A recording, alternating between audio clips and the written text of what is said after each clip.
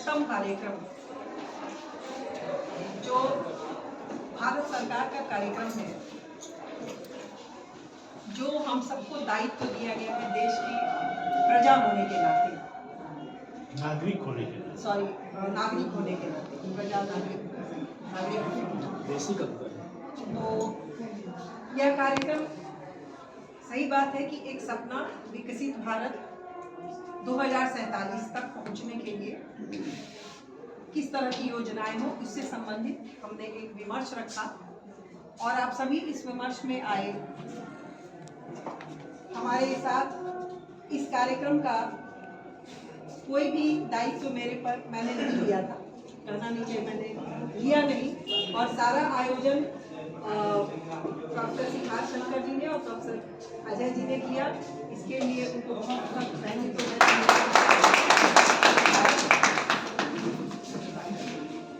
उनकी मैं आभारी हूँ। ये आयोजन ऐसा तक कोई आयोजक नहीं है, ठीक है, लेकिन उन लोगों ने अपने कंधे पर ये पूरा भार किया, इसके लिए मैं आभारी हूँ।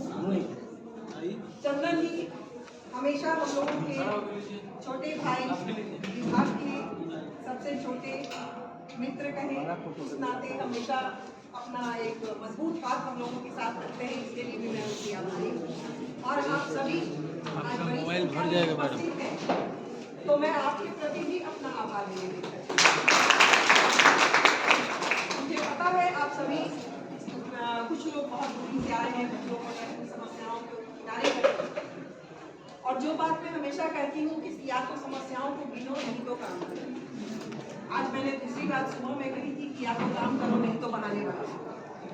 तो आप लोगों ने बहाने नहीं बनाए, ना समस्याएं गिनी, आप आए और आपने इस जो लक्ष्य है भारत का, और भारत का ही ये लक्ष्य है, कुर्सी पर बैठा हुआ आदमी कुछ भी लक्ष्य दे सकता है, लेकिन उसका परिणाम भारत को मिलना है, और भारत को जो मिलेगा वो हमें मिलेगा घूम कर। लेकिन आपको पता होना चाहिए कि ये जो पूरी योजना है विकसित भारत अंडर 2047, थोड़ी देर शांत रहो, 2047 में कैसा होगा भारत और कैसे होगा भारत, किस प्रकार होगा, तो हम अपनी समस्याएं जरूर बता रहे हैं कि ऐसा है, ऐसा है, ऐसा है, लेकिन ऐसा है तो यहाँ से हम कैसे निकले, इससे हमारे पास, हमने कल कहा था सबको, कुछ लोग कल नहीं आए थे या कुछ लोगों ने बातें नहीं सुनी, जाना है तो निकल जाओ, कुछ लोगों ने नहीं सुनी थी। मैंने कहा था कि पोर्टल है उसको खोलिए, वहां से संकल्प का फॉर्मेट है उसको भरिए, आपके पास ऑनलाइन ही जनरेट हो जाएगा आपका संकल्प पत्र। दूसरी चीज कि आपके अपने विचार होने चाहिए, विचार साझा करने हैं जो हमारे पास भी रिकॉर्ड में हो, और आपको उस पोर्टल पर अपलोड भी करना है अपना विचार। तो अब कितने लोगों ने किया, आपने आलेख लिखे लेकिन विचार थोड़े इसमें, और वह पुरस्कार के लिए भी है, जो सर्वश्रेष्ठ विचार होंगे, जो सुझाव होंगे वो पुरस्कृत भी होंगे, मेरी तरफ से नहीं, वो सरकार की तरफ से ही है। इसलिए आप लोग इस पर थोड़ा प्रयास करें, कौन जानता है इनके बीच, हमारे बीच में से ही वो तीनों पुरस्कार आ जाए, तो थोड़ी चिंता मनन आज के बाद आप कर लेंगे, और वो मुझे बताएंगे या अपने ग्रुप में डालेंगे कि मैंने यह विचार साझा किया है। कुछ बातों की तरफ मैं संकेत करूंगी और प्रारंभ करूंगी। प्रथम जो बीज वक्तव्य था चंदन जी का, उन्होंने आंकड़ों से बात की, ज्यादा आंकड़े थे, ठीक है, क्योंकि आंकड़े हमारे पास नहीं होंगे तो हम ये सोच ही नहीं पाएंगे कि हमें क्या करना है, हम कहाँ हैं। तो हम कहाँ हैं और हमें क्या करना है, उन आंकड़ों को उन्होंने सामने रखा, और उसी के बाद अजय जी ने खुशहाली इंडेक्स की बात की, हैप्पीनेस इंडेक्स। तो ये खुशहाली इंडेक्स है कि कैसे कोई खुश रहे, हम कहाँ हैं क्या है उससे नहीं, कैसे कोई खुश रहे। दिवेश ने एक बड़ी अच्छी बात कही जो मेरे दिल की बात है, कि मैं उसको संस्कृति से शुरू करता हूँ, क्योंकि संस्कृति ही आधार भूमि है और वो तय करेगी कि हमारा साहित्य कैसा होगा, हमारा मीडिया कैसा होगा। संस्कृति ही हमारी कमजोर पड़ रही है। और एक बच्ची ने भी कहा कि हम थोड़ी बात ही उसने कही, लेकिन इसने ये कही कि हम आगे बढ़ रहे हैं लेकिन पीछे कुछ छोड़ते भी जा रहे हैं। तो ये जो पीछे छूट रहा है, इसीलिए बहुत सी चीजें भी हमसे छूटती जा रही हैं। इसमें खुशहाली इंडेक्स के लिए हमारे पास जो संस्कृति के आधार है, जो हमें क्या सिखाता है, जैसे हो रहा था अभी मीडिया और साहित्य में क्या चर्चा हो रही थी, लेकिन मैं देख रही थी कि जब कुछ शेर व शायरी की जा रही है, कुछ कविताओं की पंक्तियां पढ़ी जा रही है, तो सब बड़े मंत्रमुग्ध हो रहे थे। और जैसे माहौल थोड़ा बदल जा रहा था, वातावरण बदल जा रहा था, सबको थोड़ा आनंद आ रहा था। तो और कहीं भी आप देखेंगे कि जब बातों को शेर व शायरी से, कविताओं से उसको पेश किया जाता है, उसको रखा जाता है, जब बातें रखी जाती हैं, तो उसमें एक आनंद तत्व भी समाहित हो जाता है, उसमें एक जोश तत्व समाहित हो जाता है, वीर तत्व समाहित हो जाता है। तो हम साहित्य की भूमिका एक उत्प्रेरक और प्रेरक की भूमिका मानते हैं, क्योंकि आप जब भी काम करते हैं, और ये जो उद्देश्य है, इसमें युवाओं की 3 जातियों की चर्चा मोदी जी ने की थी, जिसकी चर्चा पीछे किसी ने शायद चंदन जी ने ही की है, कि मोदी जी ने इस योजना के साथ 3 जातियों की ही चर्चा की। कोई ये जाति वो जाति नहीं, कृषक जाति, पुरुष जाति, महिला जाति। और महिला, अब ये 3 जातियां ही हैं, युवा जाति, युवा वर्ग। अब युवाओं के लिए भी, क्योंकि युवा वो शक्ति है जिसमें हमें संस्कृति का रोपण करना है, और संस्कृति का रोपण होगा तो आनंद तक तो स्वयं ही समाहित हो जाएगा। आप ये मानकर चले कि चलिए, आपका एक बात आ रही थी कि सबके पास घर हो, सब खुश रहे। ये सही है कि एक समेकित विकास का मतलब ही है कि सबको स्वास्थ्य, भोजन, आवास की सुविधा मिले, जिसको कहीं भटकना न पड़े, ये अनिवार्य आवश्यकता है। और सबको मिले, लेकिन कैसे मिले? क्या मुफ्त में मिले? मैं इसकी पक्षधर नहीं। एक व्यक्ति जो रात दिन मेहनत करता है और एक व्यक्ति जो घर में बैठा है, क्या दोनों को समान सुविधाएं मिलेगी? मिलनी चाहिए। एक व्यक्ति जो रात दिन पढ़ाई कर रहा हो और एक व्यक्ति कहीं कुछ न कर रहा हो, और उसको वो टॉप करता है, तो होता है कि वो टॉप कैसे कर गया, तो उसका क्या टॉप करना, सर्वश्रेष्ठ होना, या उसको नौकरी जल्दी लग जाती है तो होता है उसकी पैरवी हो गई। अरे वो पढ़ रहा था, वो भी तो ध्यान दो।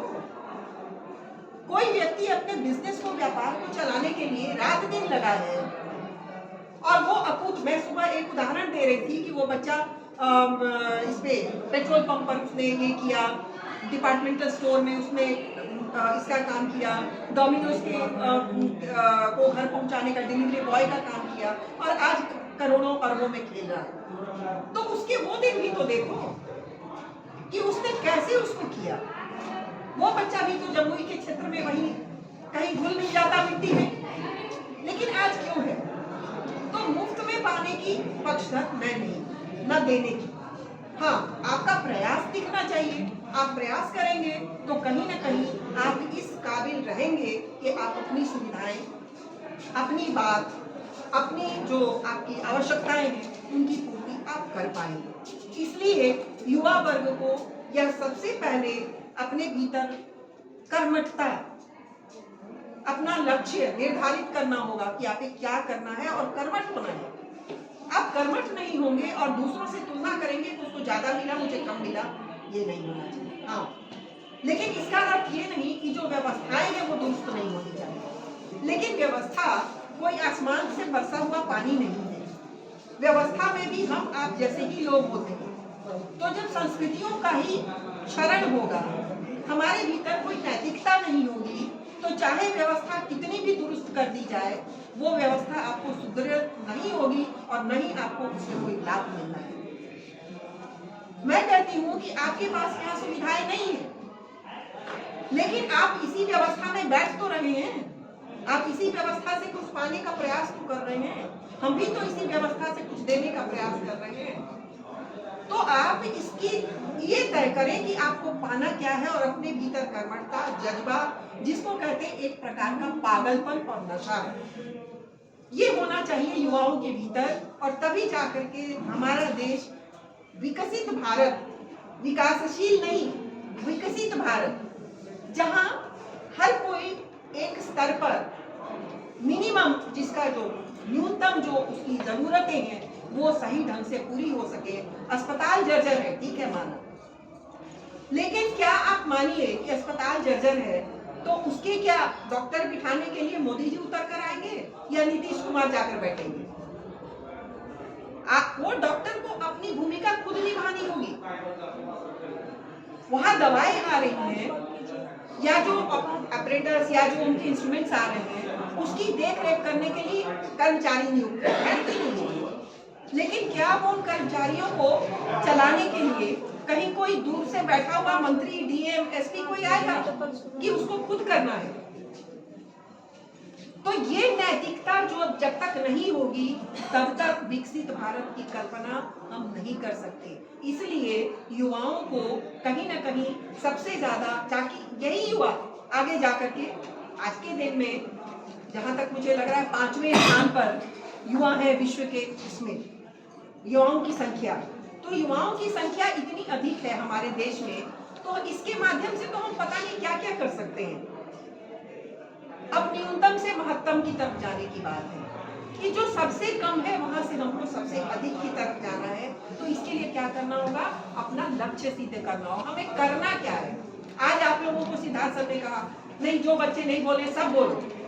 क्यों? क्योंकि आपके भीतर हम मानते हैं कि बहुत सी चीजें कम है, लेकिन आप उन कम को आप ज्यादा में से हम कैसे निकालें आप में से? तो उन्होंने आपको फोर्स किया, आपके साथ एक तरह से जबरन किया, नहीं आकर बोलो, ठीक है आपकी धड़कनें बढ़ी हुई थी, आपके चेहरे लाल हो रहे थे, लेकिन फिर भी आपने 4 पंक्तियां पढ़ी तो उसमें शिक्षकों ने आपको प्रेरित किया कि आप आइए, बोलिए। और जब आप आ रहे हैं, बोल रहे हैं, तो कुछ देर के बाद उस बच्ची का डर निकल गया कि अच्छा अब मैं नहीं डरती हूँ, और उसने अच्छी सी कविता भी सुना दी। तो ये होना चाहिए न्यूनतम से महत्तम की तरफ बढ़ने की कदम आपके हों, हमारे होंगे, लेकिन हम सिर्फ बोल सकते हैं, चलना आपको ही है। जड़ें मजबूत होंगी, संस्कृति ही बढ़ेगी, संस्कार बढ़ेंगे, तभी जड़ें मजबूत होंगी, और जड़ नहीं मजबूत होगी तो कभी हम कोई भी चीज जड़ से कटकर आगे नहीं बढ़ा सकते। राम राज्य की बात हो रही थी कि राम राज्य दैविक भौतिक किताब पर राम राज्य का होगा। आप ये बताइए कि राम राज्य की कल्पना हम कहाँ देख रहे हैं? रामचरितमानस में ना तुलसी का कथन है, राम राज्य का होगा। तो इस नीति का निर्धारण किसने किया? उन अपने आधार ग्रंथों में ही हम उन आदर्शों को ढूंढ रहे हैं। ये महाभारत हो, महाभारत की भी शायद वो पंक्ति है कि जहाँ का वह राजा असफल राजा है या पाप में भागीदार है, जहाँ की जनता रात में भूखों सोती है। तो जब महाभारत ऐसी बातें करता है तो हम महाभारत को सिर्फ युद्ध के मात्र में हम रख लेते हैं कि वो सिर्फ एक युद्ध की भूमि है। वो एक सिद्धांत और नीति की बात करता है। राम राज्य की बात तुलसीदास करते हैं, और हम अपने पुराणों, अपने पौराणिक ग्रंथों को ही आधार नहीं मानते हैं, उनको आज भी हम उसी राम राज्य की कल्पना करते हैं। तो अभी आपके पास ये क्या है? महाभारत हो या रामचरितमानस हो या इस तरह के और भी साहित्य, तो साहित्य ही तो है। तो साहित्य की क्या भूमिका बन रही है आपके पास? साहित्य हमारे भीतर आज भी जागरण पैदा कर रहा है, साहित्य हमें आज भी उद्बुद्ध और उत्प्रेरित कर रहा है। तो हम साहित्य की भूमिका कभी नहीं नकार सकते। हाँ, अब जो नकारात्मक साहित्य लिखे जाते हैं, नकारात्मक मीडिया है, तो हर युग में हर व्यक्ति के भीतर कहीं ना कहीं एक नकारात्मक होता है, एक सकारात्मक होता है, और इसी नकारात्मक को सकारात्मक बनाने का लक्ष्य है 2047 का भारत। कि हम कैसे, इसलिए संस्कृतियों की बात की जाती है। आप देखिए, मीडिया की बात होती है। मैं एक उदाहरण जिसको सबने अभी देखा, सब उसके गवाह हैं, कौन सा बताएं आप? बता पाएंगे कोई? मीडिया का प्रभाव कहाँ हुआ? राम मंदिर की स्थापना, उसमें रामलला के प्राण प्रतिष्ठा की स्थापना, उसका प्रचार कैसे हुआ ये बताइए? मीडिया के माध्यम से। मीडिया के माध्यम से आपके घरों में दीप जले, प्रचार वहीं से हुआ ना। आपसे आग्रह हुआ, निवेदन हुआ, बातें हुई, सब कुछ उसके माध्यम से हो रहा है। तो आपने घरों में दीप जलाए, पटाखे फहराए, आप उत्साहित प्रेरित, मैंने लोगों को देखा रोड पर निकल करके और झंडे पर, क्यों? किसका प्रभाव था ये? अगर यह प्रभाव आ सकता है तो दूसरा और प्रभाव क्यों नहीं आ सकता? ये लाखों लाख की पूरे मीडिया पर आप रील्स अब तरह तरह के देखते हैं, लेकिन पूरे मीडिया पर जब भी रील में घुमाती थी, राम आएंगे तो अंगना सजाऊंगी, राम भजन, हनुमान जी की चर्चा, क्यों भाई? आखिर वो मीडिया का ही तो प्रभाव था। और वो पूरे दिन, उतने दिन जब तक प्रतिष्ठा नहीं हुई, कुछ दिनों बाद पूरा का पूरा वातावरण लग रहा था एक हर घर में कुछ यज्ञ हो रहा है, कुछ पूजा हो रही है, हर वातावरण कहीं न कहीं बदल चुका था। ये वातावरण बदलना मीडिया का काम है और यही मीडिया को बनना है, क्योंकि वो संस्कृति कहीं न कहीं छलित जो हो रही है उसको बनाना मीडिया का काम है। और जब तक हम मीडिया में कौन आता है? आपके बीच से तो लोग जाते हैं, एक हमारे बीच की पत्रकार हैं, एक हमारे विभाग में पत्रकार हैं। तो ये पत्रकारिता में अगर आप ठीक है विरोध नहीं कर सकते, कोई बात नहीं, आप शांत हो जाइए, आप गलत चीज का प्रचार न करें। ये भी तो हो सकता है ना कि आप विरोध नहीं कर सकते, चलिए आपका भय हो सकता है, लेकिन आप चुप तो रह सकते हैं। हालांकि चुप रहना भी गलत है, लेकिन गलत प्रचार करने से चुप रहना अच्छा है। तो कहाँ आपको रास्ते बनाने हैं, कैसे आप देश को आगे ले जाएंगे, कैसे? और देश को आगे क्या ले जाना है? हम अपने आप को तो पहले नहीं रख लें, हम अपने आप को तो पहले परख लें कि हम क्या है। आपको ये जानकर आश्चर्य होगा, शायद आपने जाना नहीं जाना, कि हम लोगों के ऋग्वेद की 30 ऋचाएं यूनेस्को ने उसको स्वीकार किया है और उसको मानवता की बड़ी धरोहर के रूप में उसको स्वीकार किया है। तो यूनेस्को उसको स्वीकार कर सकता है जिसमें सैकड़ों देश जुड़े हुए हैं, तो हम क्यों नहीं करते? तो हमारी ही चीज है। तो जिन ऋचाओं को, ऋग्वेद को आप लोगों में से किसी ने नहीं पढ़ा होगा, पूरा हम लोगों ने भी नहीं पढ़ा, लेकिन क्यों नहीं पढ़ा? क्योंकि हम लोगों को ये बताया ही नहीं गया। मैं पीछे क्लास में भी बता रही थी कि हम लोग को बताया ही नहीं गया, लेकिन आज आपको इसलिए बताया जा रहा है विकसित भारत योजना के माध्यम से कि आप इन चीजों को पढ़ें, जानें। उसी में हमारे बहुत सारे स्रोत हैं, हमारे ज्ञान के स्रोत हैं। हमें विकसित बनना है, विश्व के समान साथ खड़ा होना है, विश्व के आगे खड़ा होना है। और आज भी विश्व की हमारी बहुत सारी जो हमारे स्रोत हैं, हमारे बहुत सारे जो काम होते हैं, हमारे क्रियाकलाप हैं, उसको विदेश अपना रहा है। हम लोगों ने विदेशी संस्कृति, अभी कोई कह रहा था विदेशी संस्कृति का अंधानुकरण हो रहा है। किसी की बात आ रही थी कि मीडिया भटक गई है, दिवेश ने कहा था कि मीडिया भटक गई है। तो मीडिया भटक गई है तो भटकना गुनाह नहीं है, भटके हुए को सही रास्ते पर लाना। हम उस अखबार को, हम उस मीडिया को, चाहे आपके मोबाइल पर आए या अखबार में आए, जिस दिन हम ये जान जाए कि यह अखबार ऐसा काम करता, हम ना खरीदे उसको। 2 बार 4 बार गलतियां होंगी, हमेशा तो नहीं गलती होगी। हम खरीद कर तो उनका मन बढ़ाते हैं, हम वैसे समाचार को आगे बढ़ा करके उनका मन बढ़ाते हैं, उनको ज्यादा लाइक्स और शेयर करके उनका मन बढ़ा देते हैं। तो ये काम हम ना करें तो ज्यादा बढ़िया होगा। और यही समझ देना विकसित भारत योजना का उद्देश्य है, यही समझ देना है। मीडिया और साहित्य, हम सभी साहित्य के विद्यार्थी हैं, लेकिन साहित्य में ही मीडिया समाहित है, और साहित्य में ही, या संस्कृति में साहित्य समाहित है, साहित्य में संस्कृति समाहित है। आज भी कबीर को, तुलसी को, सूर को, दादू दयाल को सभी पढ़ते हैं। क्यों पढ़ते हैं? प्रेमचंद को पढ़ते हैं। क्यों पढ़ते हैं? क्योंकि वहीं कहीं ना कहीं हमारी संस्कृतियां वहां परिलक्षित होती हैं, और उन संस्कृतियों को के वाहक हैं हमारे साहित्य। इनकी भूमिका बहुत बड़ी है। आप सोचिए, एक बात अभी कहीं हो रही थी कि कवि कर्म कठिन हो जाएगा। कवि कर्म कभी कठिन नहीं होगा, मेरा विचार है। क्योंकि आज चाहे विज्ञान जितना भी आगे बढ़ा हो, विज्ञान चाहे जहां भी जा रहा हो, देश चाहे जहां भी जा रहा हो, विश्व चाहे जहां भी जा रहा हो, लेकिन उस सारी बात के बावजूद आप देखेंगे कि कवि सम्मेलनों की बाढ़ आ गई है।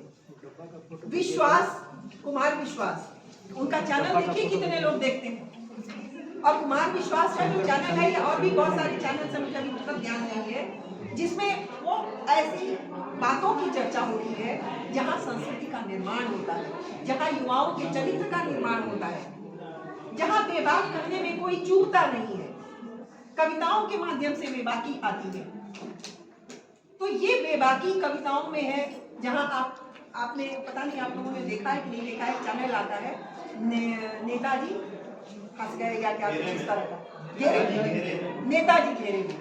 अब नेताजी घेरे में उसमें देखिए कविताओं के माध्यम से किस तरह से सारे नेताओं पर, सारे पक्षों पर, विपक्षों पर चोट होती है। सब लोग उसको सुनते हैं ना, कोई नेता तो उस पर FIR नहीं करने जाता कि आपने हमारी पार्टी पर ऐसा कर दिया, सब लोग उसको स्वीकार करते हैं। तो साहित्य हमेशा एक दर्पण नहीं है। दर्पण में तो हमें अपना चेहरा कभी आप देखिए तो उल्टा दिखता, बायां का दायां, दायां का बायां दिखता है। तो दर्पण हमेशा ऐसा नहीं होता, आप दर्पण में अपनी छवि देखते हैं। तो साहित्य में हमारी छवि दिखती है, साहित्य में हमारी संस्कृति है, और साहित्य के माध्यम से हम लोगों तक दूर दराज तक पहुंच सकते हैं। ये ध्यान रखिए कि साहित्य, और आज आपके पास यह है मोबाइल एकमात्र मीडिया का स्रोत नहीं है। मोबाइल आपके ज्ञान का भी स्रोत है, मोबाइल आपके निर्माण का भी स्रोत है, मोबाइल आपके अतिरिक्त ज्ञान को बढ़ाने का भी स्रोत है, और आपके भटकने का भी और भटकाने का भी स्रोत है। अब कोई भी चीज हो तो उसका मैंने कहा कि नकारात्मक और सकारात्मक दोनों पक्ष होते हैं। युवाओं को बस यही ध्यान रखना है कि एक समझ होनी चाहिए कि आपके भीतर क्या चल रहा है, और आप सकारात्मक, थोड़ा विरोध होगा, थोड़ी परेशानी होगी, लेकिन आप एक बार उस परेशानी को झेल लें तो वो आपकी आदत बन जाएगी। फिर आपके सामने कोई नकारात्मक पक्ष लेकर नहीं आएगा।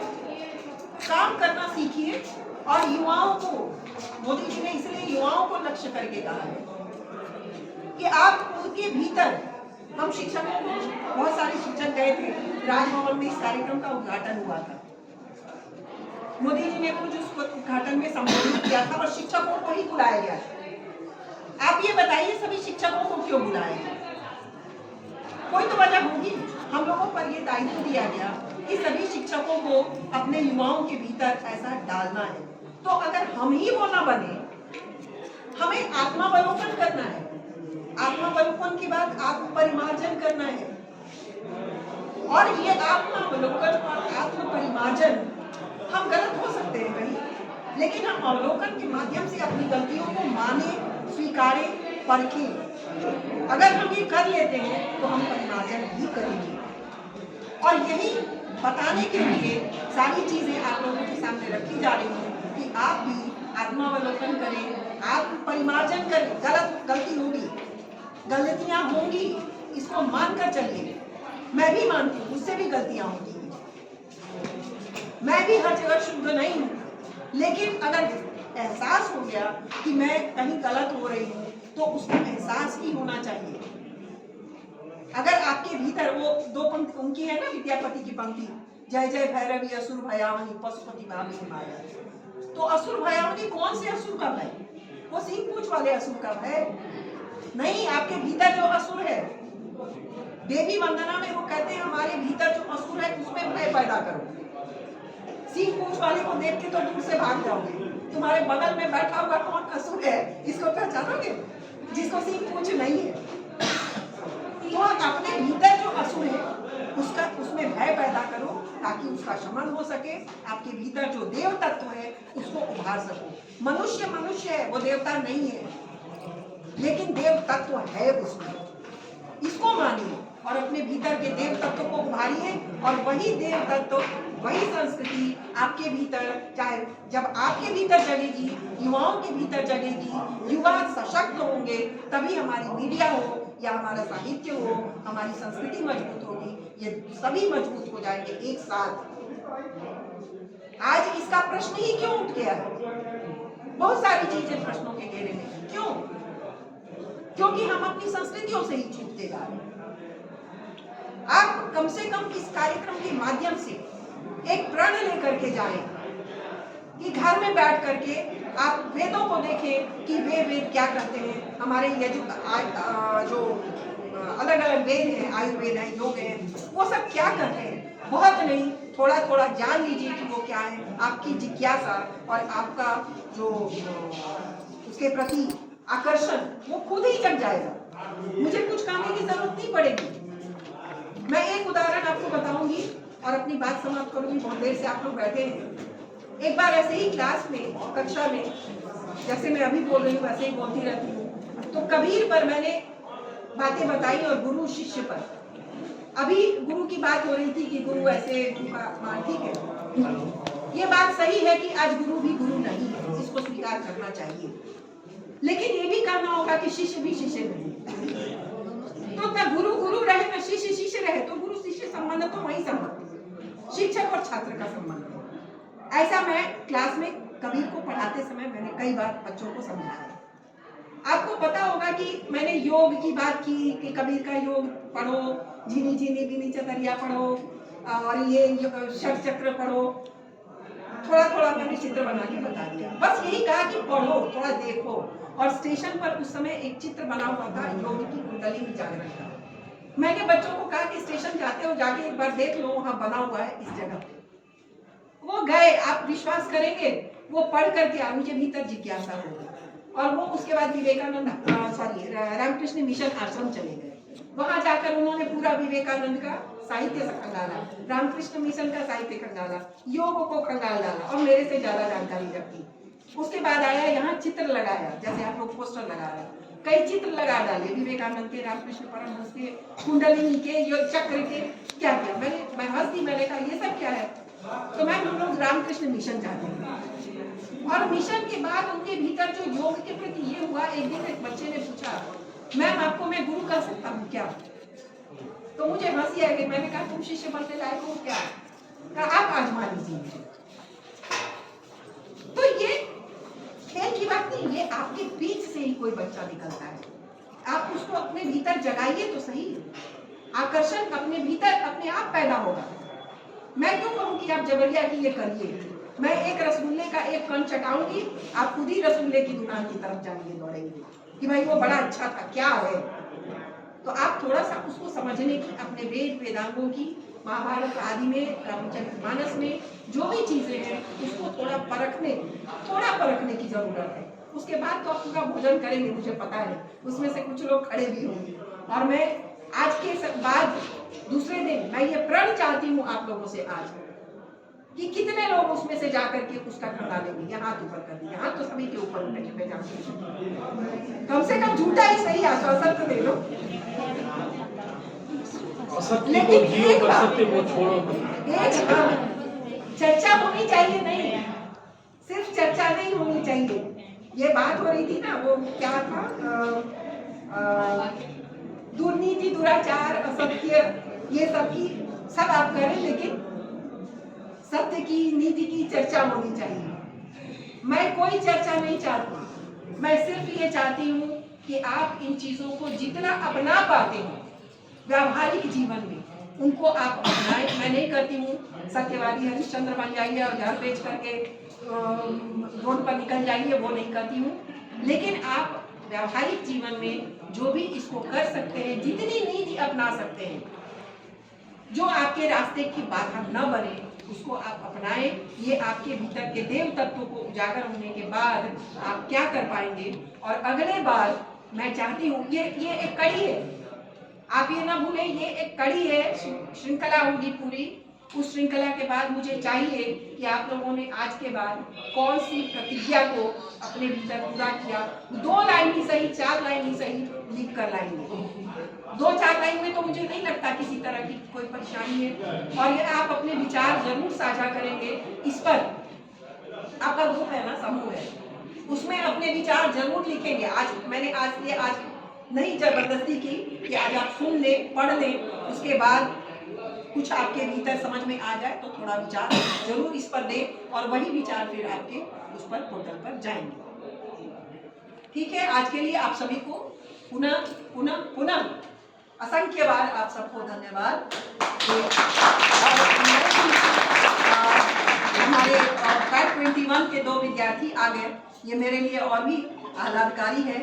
ये ऐसे कहते हैं ना कि मैं बीता हुआ वक्त नहीं हूँ कि फिर लौट नहीं आऊँगा। तो ये पता नहीं कहाँ से टपक पड़े ये दोनों, लेकिन मेरे लिए खुशियाँ लेकर के आए, जिसको अंग्रेजी में आप लोग कहते हैं सरप्राइज। तो मेरे लिए ये